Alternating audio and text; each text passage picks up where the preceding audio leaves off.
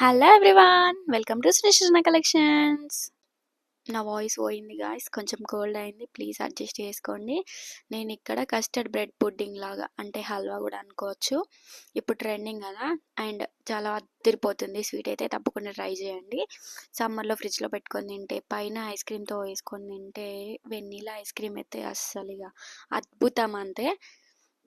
నేను ఇది second time అనుకుంటా చేయడము. ఫస్ట్ ఒక హాఫ్ లీటర్ పాలు తీసుకొని ఒక బౌల్లో వేసేసుకొని అవి కాబెట్టేసుకోవాలి. తర్వాత ఆ పాలల్లో కొన్ని ఫస్టే ఒక చిన్న బౌల్లో తీసి పెట్టుకోవాలి. అందులో కస్టర్డ్ ఒక 2 to 3 టేబుల్ స్పూన్స్ వరకు తీసుకొని కలిపి పెట్టుకోవాలన్నమాట. తర్వాత షుగర్ ఒక 1 కప్ యాడ్ చేసుకొని పాలు మరిగిన తర్వాత మనం ఇందాక కలిపి పెట్టుకున్న కస్టర్డ్ని కూడా అందులో వేసుకొని ఒక 5 మినిట్స్ అలా మరగనివ్వాలి. దగ్గరికి అయిపోతుంది, వెంటనే ఆఫ్ చేయకండి. అలా అని ఎక్కువసేపు ఉంచినా కూడా తిక్కుగా అయిపోతుంది, గ్రేవీ ఉండకుండా.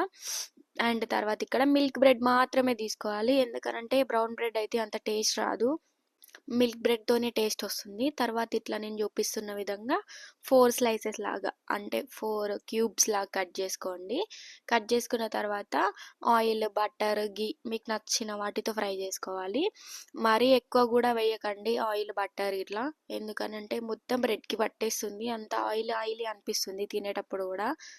లైట్గా వేసుకొని షాలో ఫ్రై లాగా ఫ్రై చేసుకోవడమే అంతే. ఇట్లా అన్నీ ఫ్రై చేసుకున్న తర్వాత పక్కన పెట్టేసుకోవాలి. ఈలోపు మనం ఇందాక రెడీ చేసి పెట్టుకున్నాం కదా కస్టర్డ్, అది మంచిగా చల్లారిపోతుందన్నమాట. మరీ చల్లగా అవ్వాల్సిన అవసరం లేదు, కానీ వేడిగా ఉంటే ఏంటంటే బ్రెడ్ కదా తొందరగా మెత్తగా అయిపోతుంది. అందుకని చెప్పేసి బ్రెడ్ చాలా క్రిస్పీగా కాల్చుకుంటేనే ఆ టేస్ట్ వస్తుంది మనకి.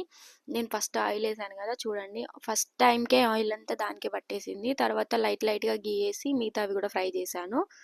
నట్స్, మీకు నచ్చిన నట్స్ వేసుకొని ఫ్రై చేసుకోవచ్చు. నేను మాత్రం ఓన్లీ పంకిన్ సీడ్స్ ఇంకా వాటర్ మిలన్ సీడ్స్ వేసుకొని ఫ్రై చేసుకున్న తర్వాత టూటీ ఫ్రూటీ కూడా వేసుకున్నాను అంతే. మిగతావి ఏమీ వేసుకోలేదు, హెవీ అవుతుంది అనిపించింది నాకు. మీకు కావాలంటే ఇంకా జీడిపప్పు, బాదం, పిస్తా అవన్నీ వేసుకోవచ్చు.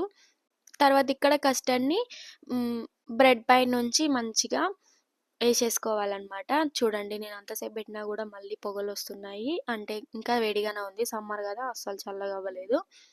అండ్ ఒకసారి చేసి పెట్టుకున్నామంటే మళ్ళీ తినాలనిపిస్తుంది. మేమైతే ఆల్మోస్ట్ 2-3 డేస్ కంటిన్యూగా తిన్నాం దాన్నే. అండ్ తర్వాత ఇక్కడ గార్నిష్ చేసుకున్న తర్వాత అండ్ మెయిన్ ఇంగ్రీడియంట్ వచ్చేసి, అస్సలు స్వీట్లో మిల్క్ మేడ్ లేకపోతే ఎలా కదా, అదిరిపోతుంది టేస్ట్. అండ్ ఇక్కడ మిల్క్ మేడ్ పైన నుండి వేసేసుకొని ఫ్రిడ్జ్లో ఒక 2 to 3 అవర్స్ పెట్టుకొని తింటే అస్సలు మర్చిపోరండి ఆ టేస్ట్. తప్పకుండా ట్రై చేయండి. Thanks for watching. సబ్స్క్రైబ్ చేయండి గాయ్స్.